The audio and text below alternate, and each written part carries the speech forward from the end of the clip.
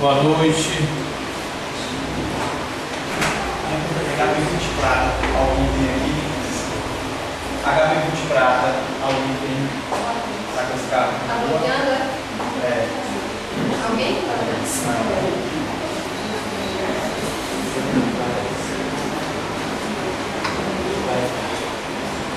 E aí, ninguém tem dúvida, não?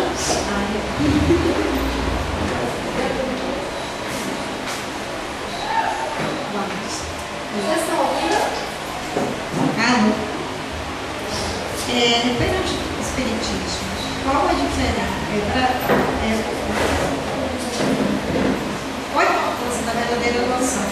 Aquela pessoa, por exemplo, vai dar uma caridade, pegar todo mês aqui, não, pode ser que bebe, gero. Ou a pessoa ir se envolver,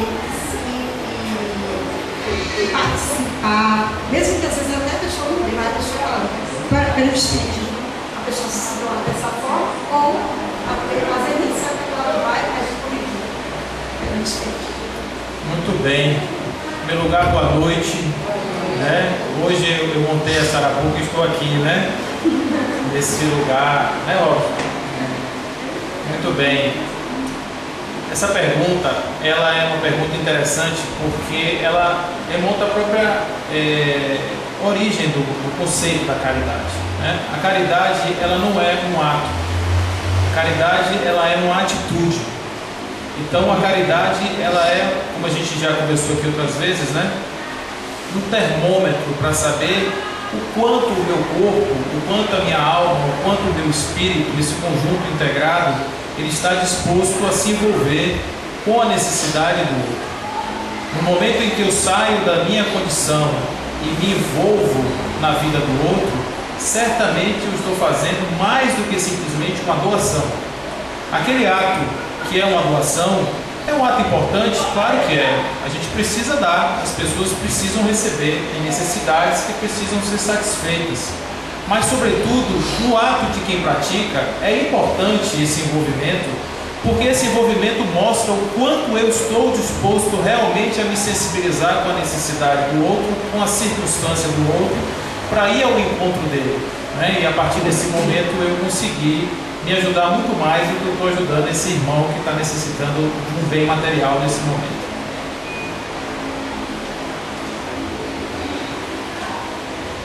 Boa noite. Queria tirar uma dúvida de uma lei que é colocada em todas as religiões, todas, sobre o livre-arbítrio. Eu quero saber o seguinte: pelo meu entendimento, o livre-arbítrio tem o direito de escolher entre o bem e o mal. Certo. Até mesmo não acreditar em nada. Então, se eu tenho esse direito de escolher entre o bem e o mal, como é que fica o meu livre-arbítrio no mundo espiritual? Sobre provações e expiações. Você quer saber do ponto de vista de avaliação, é isso? Do espiritismo. Se eu tenho o direito de escolher aqui o meu livre-arbítrio entre o bem e o mal, uma terra de expiações e provações, como é que fica o meu livre-arbítrio no mundo espiritual, na escolha? Boa pergunta também. O livre-arbítrio ele serve para duas coisas. Ele serve para me dizer que eu posso fazer o que eu quiser, e serve também para dizer que eu sou responsável por tudo que eu fizer.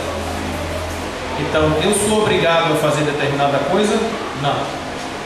Mas eu sou obrigado a pesar na minha consciência aquilo que eu deixei de fazer? Certamente que sim. Porque se o meu livre-arbítrio me coloca numa condição de fazer algo que não é aquilo que é o bem, certamente que a minha consciência depois vai me chamar a atenção. Porque observe o seguinte: quando nós falamos sobre o bem e o mal em relação à vida na Terra, a gente tem um conceito que é subjetivo. O que é o bem? O que é o mal?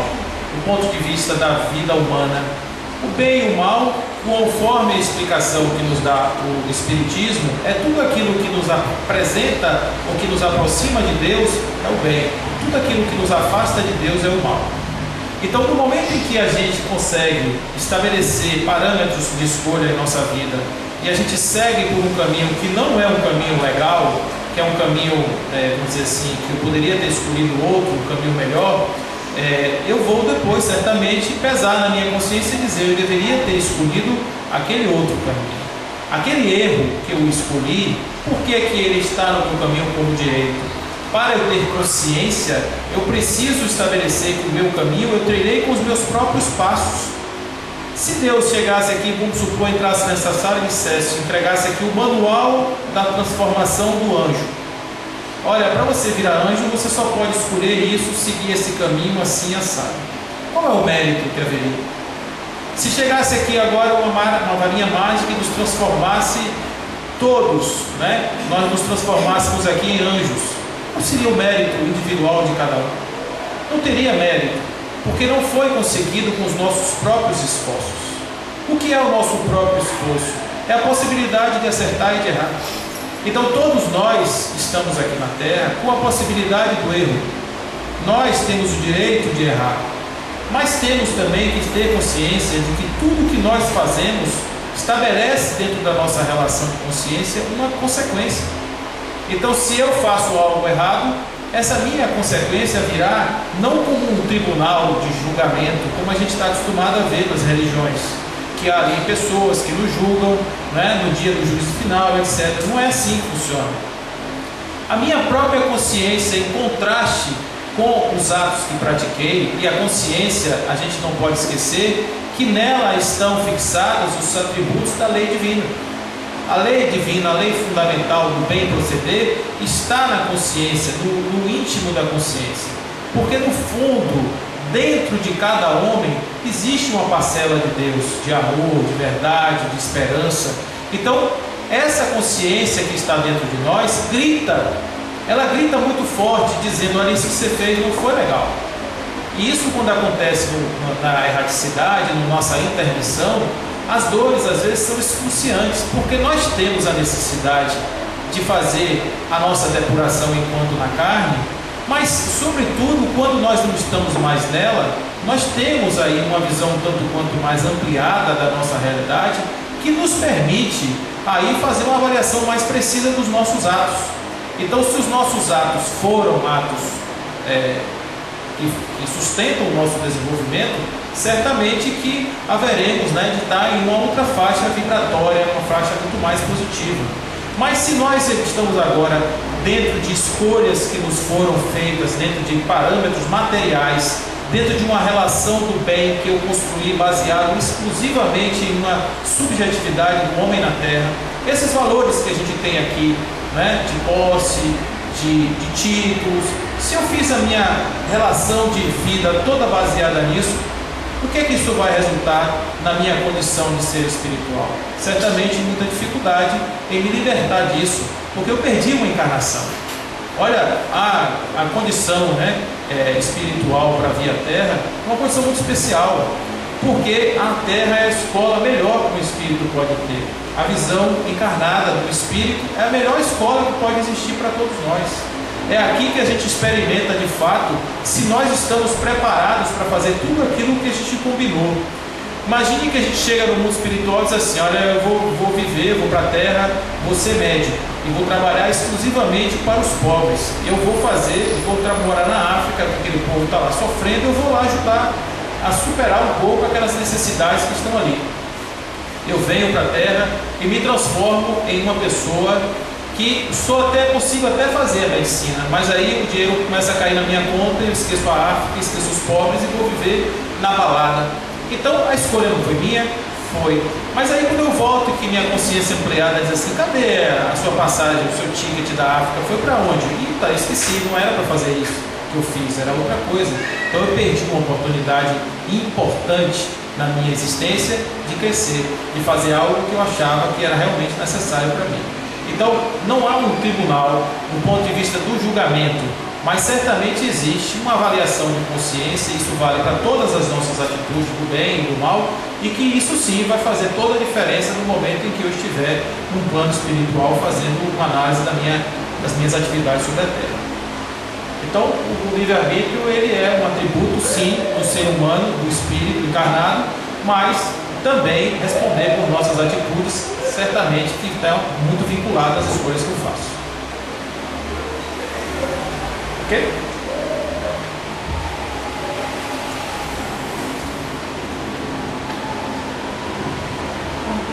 Bom, eu queria saber assim, a visão do espiritismo em relação à profissão policial. Policial? Certo. E assim, está lá para ofertar a segurança das pessoas, isso. E para isso ele pode matar as pessoas. Isso. Eu queria... Qualquer profissão e qualquer circunstância, o que vale não é o que eu faço, mas é o que está na minha vontade, o que está no meu desejo, o que está na minha consciência. Imagine um oficial militar, ele vai para a guerra, e na guerra existem duas situações: ou eu mato ou eu morro. Mas existe uma forma de se colocar diante dessa situação. Imagine que a pessoa chegou num lugar que tem pessoas inocentes, onde ele não precisa cometer o crime, mas dentro dele tem uma vontade, um desejo de cometer o mal, e ele vai e comete o mal. Ele atira em quem não precisa, mata com requintes de crueldade, ele se compraz da morte do outro, ele sente um verdadeiro prazer em fazer o mal. É a mesma coisa do policial. O policial ele está na rua, então existe uma situação onde ele pode fazer uma prisão sem necessariamente usar da violência, mas ele, por sua vontade, ele utiliza da violência, porque ali dentro ele não só está cumprindo a sua atividade policial, mas ele também está colocando para fora parte dos seus traumas. Ele está extravasando no outro as suas deficiências. Mas se for necessário que naquele momento ele mate alguém, é como se isso fosse para conta dele? Não, olha que isso na verdade é uma questão interessante, porque ele está ali fazendo um papel, e na verdade ele não é uma culpa, vamos chamar assim. Ele precisa estar ali naquele momento fazendo aquilo. O que vai determinar se ele vai carregar uma culpa ou não é a forma como ele se coloca diante desse ato.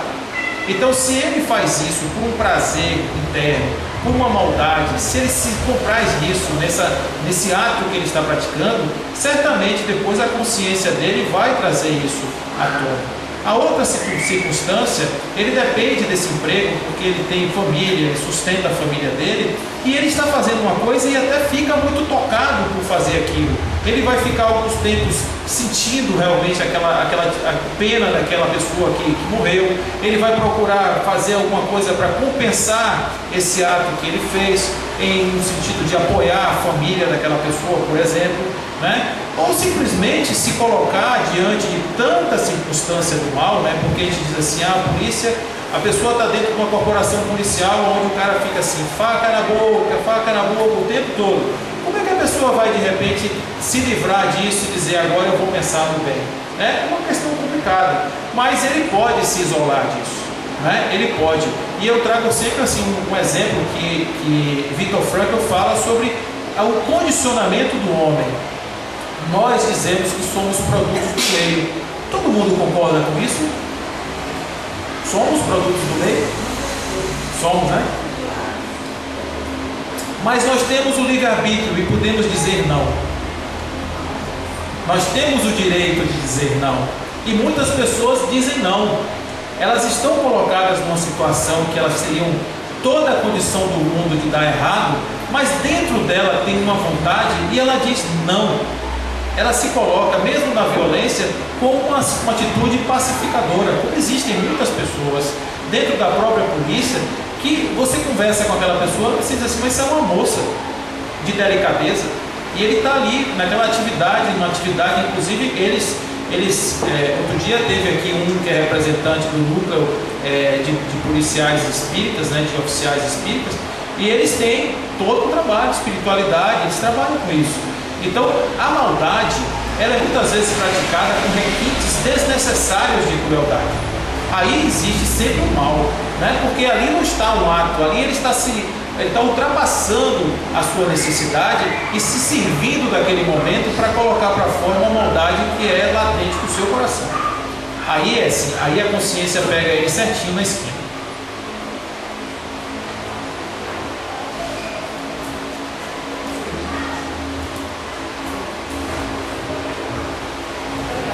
Boa noite.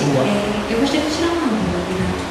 É que nós, quando morremos, temos o direito de voltar e corrigir nossos erros, não é verdade? Sempre. Sempre, né? Então, mas tem algo que não chega nem a nascer. O que significa não ter? Boa pergunta também. O processo do natimorto é um desafio, inclusive, para que nós deixemos de acreditar, ou melhor, é uma forma de nós acreditarmos mais na espiritualidade e na reencarnação. Porque se nós imaginássemos que uma pessoa nasce morta e que Deus é soberano e bom e que tudo depende da mão dele, ele teria que ser um pouco mau para permitir que aquela pessoa não tivesse a chance de recuperar os seus erros. Nós não temos só uma encarnação, nós temos infinitas encarnações do nosso processo evolutivo, tantas quantas sejam necessárias para que nós nos tornemos aquilo que somos verdadeiramente, anjos, desde a criação. Então, o processo de reencarnar, na verdade, é uma forma de educar para que nós nos descobramos.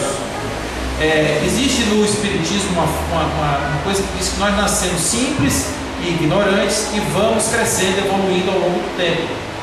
Na verdade, eu costumo comparar isso como se nós fôssemos uma cebola e que fôssemos tirando a casca da cebola. Cada encarnação a gente tira uma casca até chegar no centro da cebola, que somos nós, essa semente divina que todos nós fomos criados. O processo, quando nós estamos vendo uma situação como o do natimorto, é uma situação que é perfeitamente explicada, porque aquele espírito que ali está, ele está por alguns motivos naquela circunstância. Primeiro, pode ser uma prova para os pais. Isso também pode ser colocado ali, aquele espírito que se colocou nessa condição de não vir à vida, mas passar por todo o trauma de uma gestação, que para o espírito é extremamente complicado. O espírito passa por um processo de mudança na sua densidade, que para ele causa uma espécie de torpor. Então ele fica meio que sofrendo um pouco o processo da encarnação. É um tanto quanto duro. Dizem até que é mais difícil nascer do que morrer. Mas dentro desse processo de nascimento, ele pode dizer, não, eu quero ir, porque meus pais precisam um pouco dessa lição. Imagine dessa forma. Uma outra situação é que naquele corpo pode não ter o espírito, porque acontece às vezes da gestação existir sem que tenha havido um acoplamento espiritual, e não existe vida sem o espírito. e aí o feto não vem à luz, morre antes de sair, antes de terminar o seu processo de gestação. E existe ainda uma outra situação, que essa inclusive, ela é totalmente ligada na benevolência divina. Imagine a situação de um suicida. O suicida, ele tem uma característica no seu processo de desenlace carnal, que é particular porque ele destrói, a depender da forma com que ele usou para fazer o suicídio, o seu perispírito. O perispírito como matéria, ele pode ser destruído. Ele não se extingue como um todo, mas ele fica muito ruim, para nos constituir uma nova integridade física, porque o perispírito, ele é o nosso modelador do corpo.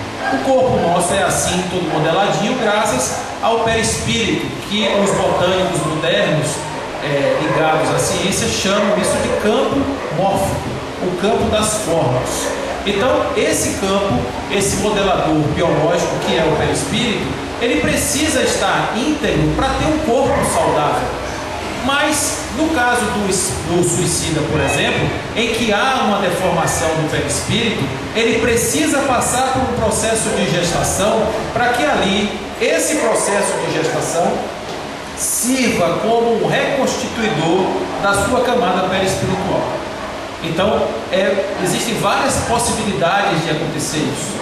Esse espírito que não encarnou ou que não nasceu, ele vai ter outras oportunidades de vir, né? Porque quando nós falamos, nós viemos para recuperar os problemas que nós criamos, fica parecendo assim, por exemplo, se hoje eu cometi um erro, na próxima vida eu venho reparar exatamente esse erro.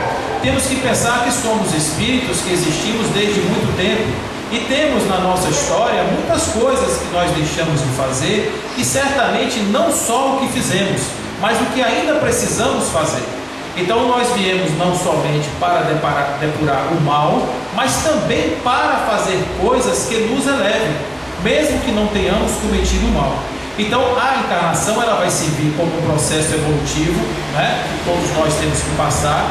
E esse estágio especificamente, esse espírito que não encarnou, ele voltará outras vezes e terá outras oportunidades para fazer tudo o que ele precisa fazer, porque a condição inexorável de todo espírito vai se tornar um ser perfeito de luz, independentemente de quem ele seja e do estágio que ele se encontra.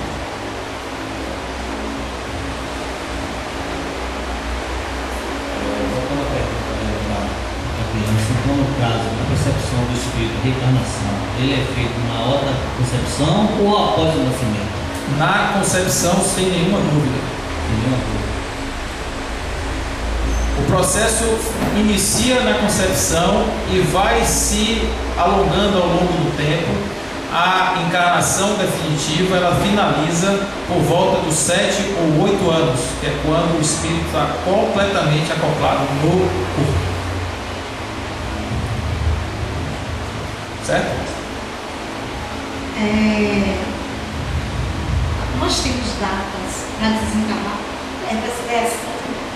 Olha, nasceu você vai pegar, vai morrer. E como um acidente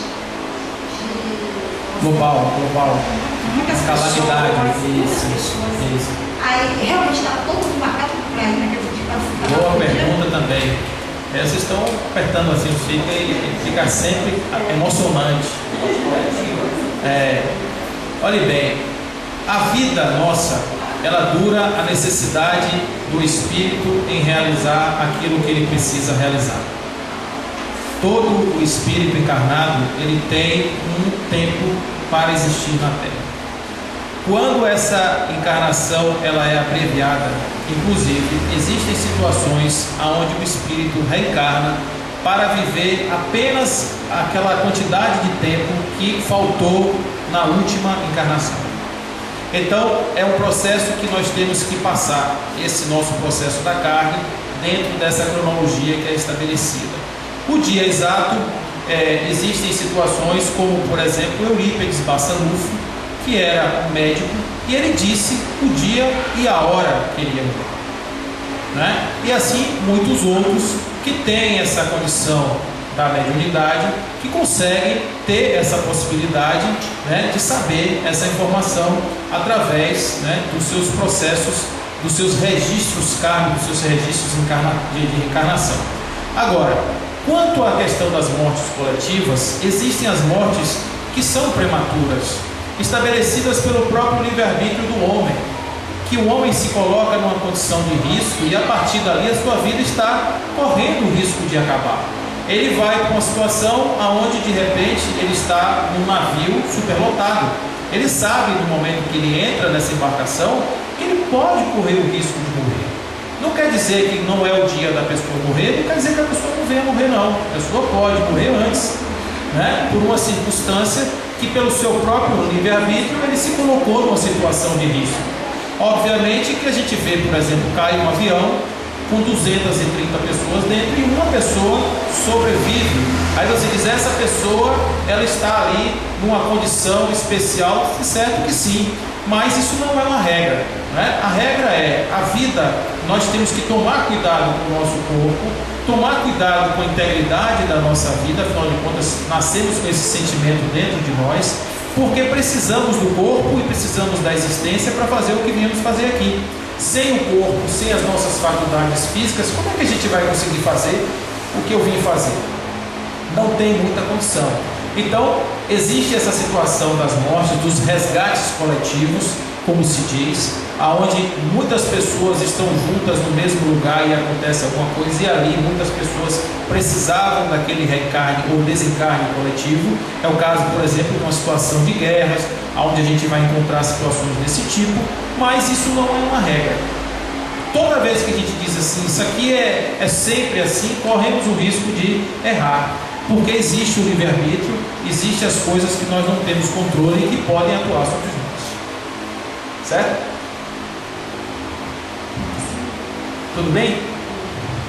Como doutrinar ou educar o nosso espírito a aprender a perdoar? A perdoar? Isso é uma pergunta muito bacana, porque a palavra perdoar, ela em si já traz um pouco dessa resposta. Perdoar significa perdoar, como perfeito, feito totalmente. Perdoar é doar-se totalmente. No momento em que a gente libera nosso coração da possibilidade de filtrar o outro pelos nossos antagonismos, né, pela visão do egoísmo, da vaidade, do orgulho, no momento em que a gente baixa a guarda e que o nosso coração está preparado realmente para essa situação, o perdão ele atua como uma coisa natural. Ele não é como a caridade, um ato. Ele é também um reflexo do meu desenvolvimento espiritual. A doutrinação para o perdão aí passa por um processo de condicionamento. A gente, no primeiro momento, vai ter dificuldade em fazer isso, mas vai fazer. Vai fazer por quê? Porque eu acho que é legal fazer isso. Eu vou perdoar. Então, existem pessoas que sofrem traumas terríveis, como foi o caso, eu não sei se vocês se recordam, de uma família que a moça que trabalhava na casa cortou o pescoço de uma criança. Vocês lembram disso? Tem muito tempo isso, né? Cortou o pescoço de uma criança e matou essa criança. E ela dizia que ouvia vozes e que as vozes mandavam ela fazer isso. E o pai dessa criança, pouco tempo depois, vai na penitenciária visitar essa mulher e perdoa essa mulher. Então, assim como aquele pai que perdeu um filho em São Paulo, o filho ele foi assaltado e quando fecharam a porta do carro, o filho ficou preso no cinto de segurança pelo lado de fora. E o ladrão arrastou o carro e matou essa criança de uma forma brutal, né? Ele foi arrastado muitos quilômetros do lado de fora. Pouco tempo depois, esse pai foi na penitenciária perdoar aqueles que tinham feito isso com o seu filho. Você imagina que dor não deve ser para o pai encarar aquela pessoa que tirou um bem tão precioso quanto um filho. Mas esse daí, sem dúvida nenhuma, é o ato mais correto que a pessoa pode fazer, é se livrar dessa relação kármica com o outro. Porque quando não há o perdão, existe o quê? A raiva, existe o desentendimento, existe o sentimento negativo. Eu quero, não é? Como diz, eu quero o mal do outro, eu desejo o mal do outro, o outro me causa mal. Mal é sempre uma coisa negativa, sempre uma coisa ruim. quando eu me livro disso, eu estou tirando de dentro de mim uma pedra. É como se eu não carregasse mais essa sacola nas minhas costas. Eu tiro simplesmente, eu digo, eu não vou carregar esse sentimento. Por que eu vou carregar esse sentimento? Que me causa tanta dor, né? E é um ato que eu preciso, no primeiro momento, fazer uma força de vontade, ter uma determinação, o apoio de uma doutrina que me oriente com relação a me liberar dos meus conflitos individuais, porque eu só consigo fazer isso se eu estiver bem comigo mesmo. Se eu me amar, se eu tiver autoconfiança, se eu não tiver medo, se eu não tiver receio, eu consigo fazer isso com mais facilidade.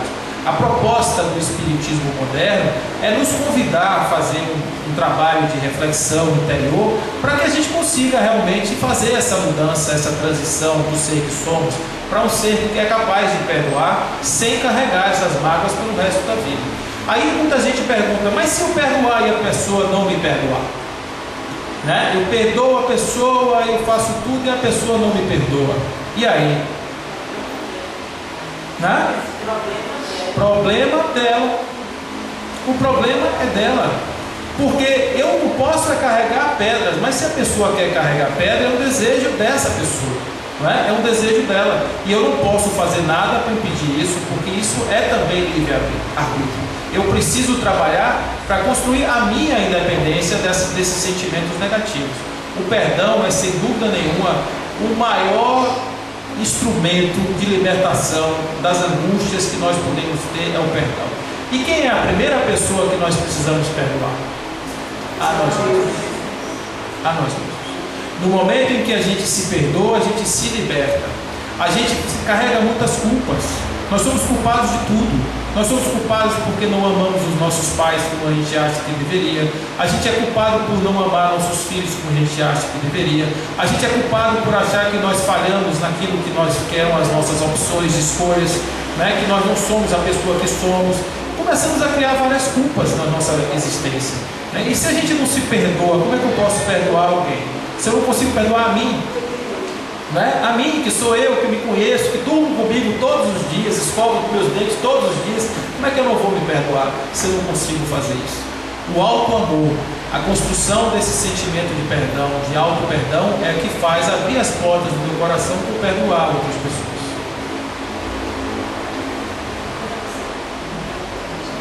Vou dar uma pergunta sobre o espírito obsessores.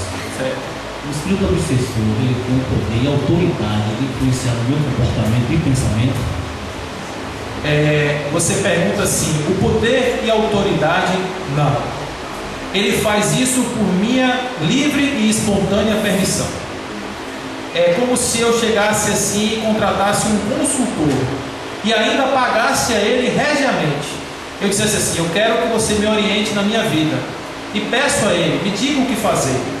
E eu ainda vou dar a ele alguma coisa em troca por isso. Ele vai receber um salário. Isso é um obsessor e um obsidiado. Porque só existe o obsessor porque existe o obsidiado. É o obsidiado que se coloca no caminho do obsessor. Ele abre a sua guarda para que o obsessor exerça sobre ele a influência que ele permitiu. Então muitas vezes nós estamos mal, muito mal. Estamos com a nossa, sabe aquele dia que a gente acorda assim, achando que o mundo é todo errado, tudo não vai dar certo nada, a gente fica com aquela sensação. Aí a gente está abrindo as portas e fazendo um processo de recrutamento e seleção do obsessor. Venha aqui, que eu estou aqui precisando de um conselho amargo. Nesse dia eu acordei querendo ouvir um conselho amargo. Ele vai chegar e a gente vai abrir as portas e ele vai começar a dizer, e hoje? Né? Você bem que podia não ir trabalhar hoje. Aí a pessoa diz assim, é mesmo, não vou trabalhar hoje não, porque eu estou cansado, eu mereço ficar em casa. Ele já ganhou a primeira micro vitória sobre você. Aí depois ele diz, não levanta dessa cama não, fica aí, porque esse mundo é violento, esse mundo é um processo sedutor. E aquela pessoa que está fragilizada vai se deixando levar por isso até o momento em que essa obsessão vai subindo em níveis. Ela vai assumindo desde uma pequena influência, ela vai ganhando até chegar a uma possessão, aonde essa pessoa não tem mais nenhuma capacidade por si de tomar decisão. aquelas pessoas que estão em estado de depressão profunda, elas, por uma condição natural da sua própria condição física, elas são portas abertas no processo obsessivo, porque a sua capacidade de dizer não, de resistir, de ter vontade própria, é muito pequena. É muito pequena e muito baixa. Então, se nós acordamos de manhã com aquele vigor físico, pisamos firme no chão e dizendo: hoje eu vou, hoje vai dar certo para mim, esse dia é o meu, hoje é o meu dia, mesmo que não seja, mas será, né? E aí eu levanto com alegria, levanto com firmeza, estou aqui com as minhas orações firmes, decididas, pensamentos sempre construtivos. O que é que o obsessor vai fazer de mim? Ouvir palavras bacanas? Ninguém não quer isso. Eu estou a fim de encher minha cara, não vai faltar espírito obsessor querendo tomar uma comigo. Eles vão ali, ficar junto de mim, absorvendo aqueles meus, né, o cheiro da bebida.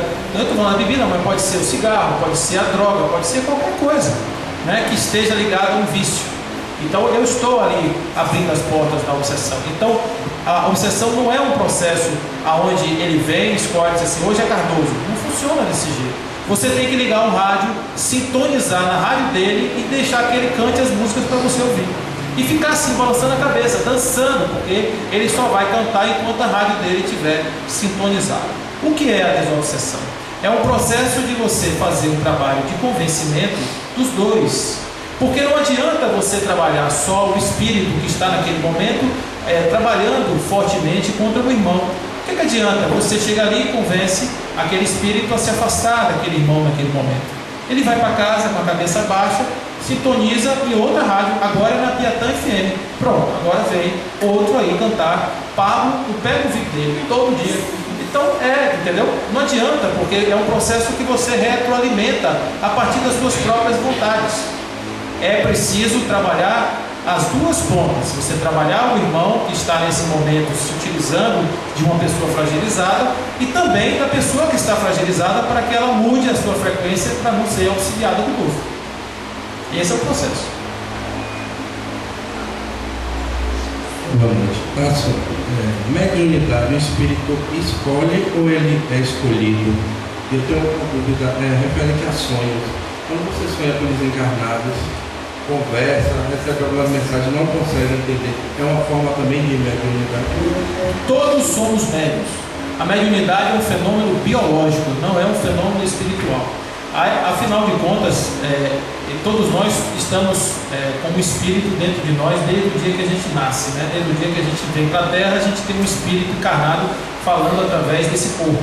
Então aqui é uma comunicação de um espírito. Então o processo de acoplamento do espírito para a mediunidade é simplesmente uma flexibilidade do perispírito, que ele se alarga e a partir desse momento estabelece uma conexão com outros espíritos. Existem aqueles que têm uma mediunidade mais avançada, mais desenvolvida, uma mediunidade que está eclodindo muitas vezes até sem que a pessoa queira, né, sem que a pessoa deseje. Essa mediunidade às vezes já vem, são casos de crianças que já nascem com essa condição, são espíritos que já vêm passando por essa condição de intercâmbio espiritual já há algum tempo, e eles vêm, né, e quando encarnam eles já simplesmente dão continuidade. A mediunidade, ela é um instrumento que pode ser uma prova, pode ser uma expiação e normalmente uma graça. Porque quando a pessoa não quer a mediunidade, quando a mediunidade ela se torna um processo complicado de administrar, é muito difícil uma pessoa ficar normal, sendo o tempo inteiro, uma pessoa ouvindo vozes o tempo inteiro, uma pessoa vendo vultos, e essa pessoa não quer isso, a pessoa não acredita nisso. É um passo, né, da esquizofrenia, que tem efeitos muito parecidos com esse efeito da mediunidade. Eu conheci pessoas que tinham mediunidade avançada e tomavam remédio para esquizofrenia, para não ouvirem vozes, para não ter os fenômenos mediúnicos acontecendo na vida dela. Então isso é uma situação que pode acontecer, e a gente tem que pensar o seguinte: a mediunidade, quando chega e quando eclode, ela precisa ser trabalhada através do estudo e da doutrinação, principalmente do médium, que vai, a partir do seu processo de desenvolvimento pessoal, dizer como será o seu processo mediúnico. bem ou mal. Existem casos na história do espiritismo de médiuns que sofreram muito a partir da sua mediunidade, no exercício não bem desenvolvido da sua mediunidade. Nos Estados Unidos, por exemplo, a chance de um médium nascido lá com características ostensivas sofrer muito por conta de uma mediunidade mal trabalhada é muito grande, porque lá a mediunidade é tratada como um espetáculo e não como um trabalho de caridade em detrimento do outro, né? Então isso é uma situação que prejudica muito as pessoas. O espírito, muitas vezes, ele tem e recebe essa situação, sim, como uma ferramenta, mais um instrumento para o exercício da sua prova ou da sua vida sobre a Terra. A mediunidade vem como um instrumento para você poder exercitar determinadas coisas. Chico Xavier não poderia fazer o que ele fez se não tivesse a mediunidade que teve. É a mesma coisa de outras pessoas que trabalharam sobre a Terra. Irmã Dulce, pelo que se saiba, não tinha uma mediunidade e fez também um trabalho espetacular. Então cada caso é um caso bem particular. Com relação ao sonho, toda vez que nós dormimos, nós nos desdobramos. E esse desdobramento nos coloca numa condição de contato com a espiritualidade. O desdobramento, ele nos permite ao espírito, inclusive se diz assim, que a encarnação é como se fosse aquele espírito menino que vai para a escola. Aí quando chega na escola diz assim, poxa, eu posso ver maninha? Eu posso sair agora na hora do recreio para ver maninha? Pode. Então é mais ou menos isso. O espírito, na hora que a gente dorme, nosso espírito, nós espíritos, nos libertamos um pouco mais da carne, porque nós entramos num estágio que não é o de vigília, o espírito se afasta e a partir daí ele tem contato, sim, com a espiritualidade. Grande parte daquilo que nós vivenciamos nesse momento do desdobramento não nos lembramos, porque as impressões elas não vêm através dos 5 sentidos. Quando nós não temos essas impressões chegando através dos 5 sentidos, elas não se fixam na nossa memória, no nosso cérebro, mas elas estão gravadinhas no nosso inconsciente. Então, em um determinado momento, em uma determinada circunstância, essas coisas que nós ouvimos nesse momento, ela vai eclodir para a gente. Conta Hermínio Miranda a história de um psicanalista que morava em Nova York, no início do século XX. Ele e a mulher dele eram psicanalistas famosos e estudavam a psicanálise à luz de Jung. Eles eram amigos de Jung. E esse Erlo von Wever era uma pessoa que tinha uma vida muito racional. Ele era muito obstinado, assim, decidido a investigar o cérebro como se toda a alma fosse, na verdade, um fenômeno cerebral. Ele queria explicar a alma por todos os meandros do cérebro, do funcionamento do cérebro e da psique humana, através dos ensinamentos de Jung. Só que esse cara, um dia ele teve um sonho, ele tinha 40 e poucos anos, ele teve um sonho. E o sonho dele era uma figura enorme, que ele não sei porquê lembrava do pai dele nessa figura, e que impedia ele entrar na universidade. Ele não podia entrar na universidade. Ele tinha uma roupa muito apertada, um paletó que causava muito desconforto nele. Ele acordou com aquele sonho bem vivo na cabeça dele. E a mulher dele, também psicanalista, ele conversou com ela, ele chama isso aí do grande sonho, né? O Big Dream. E ele vai viver com ela 10 anos investigando esse sonho.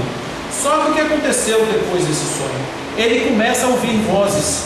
Ele começa a ouvir vozes que vão dizendo a ele, ou conversando com ele, como se fossem outras pessoas. E ele começa a descobrir que essas vozes foram personalidades dele do passado.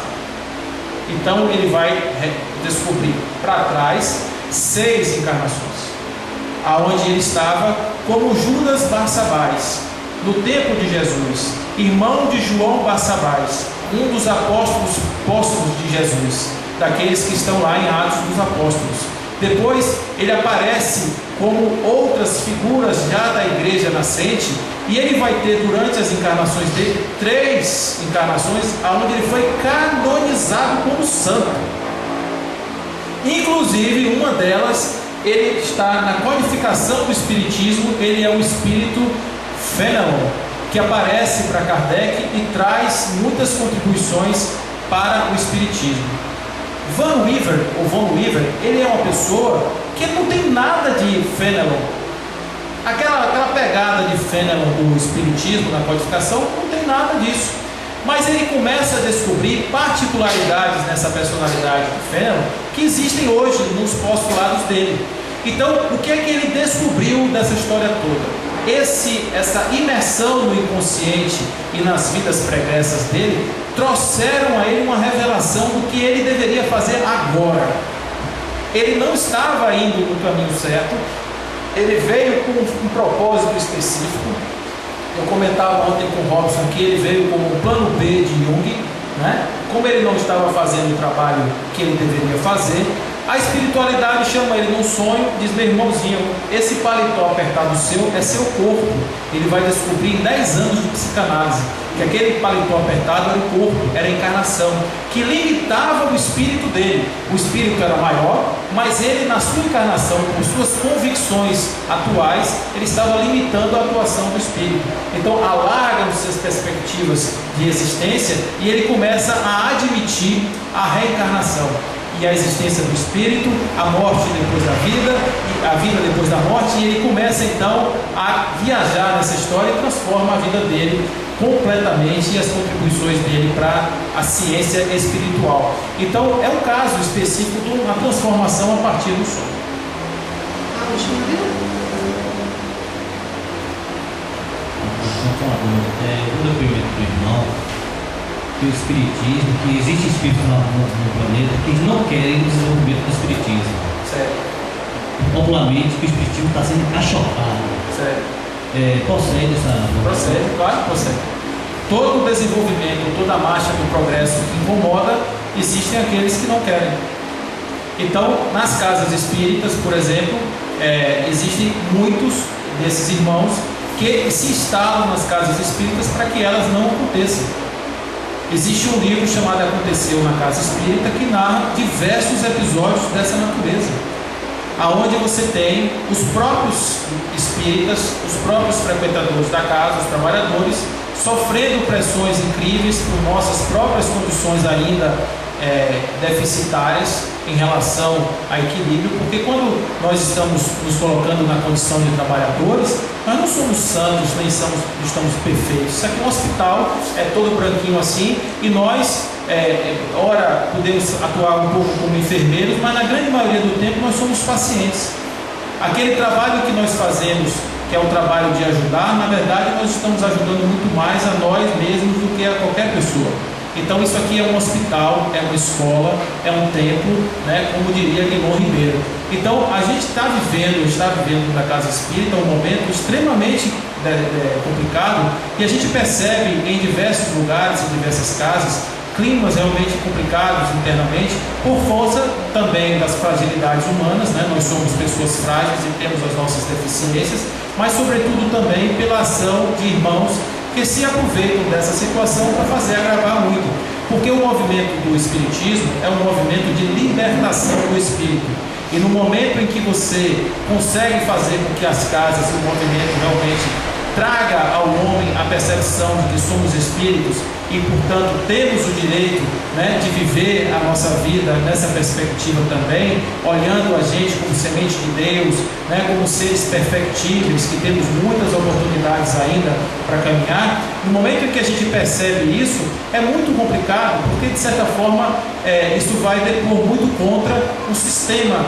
vigente na Terra, aonde a gente ainda vive muito pelos prazeres imediatos, a gente aposta muito no dia de hoje, não aposta nada no dia de amanhã, né? A gente não planta, a gente simplesmente quer colher, né? E a colheita é bacana enquanto existe um pé de árvore dando frutos. Quando ele seca, ele realmente não nos dá mais condição de plantar, porque a idade chegou e eu não tenho mais condição de plantar uma árvore. Então aí vem somente angústias, sofrimentos, e grande parte dos desencarnes sobre a Terra ainda acontecem com muita dor por conta disso.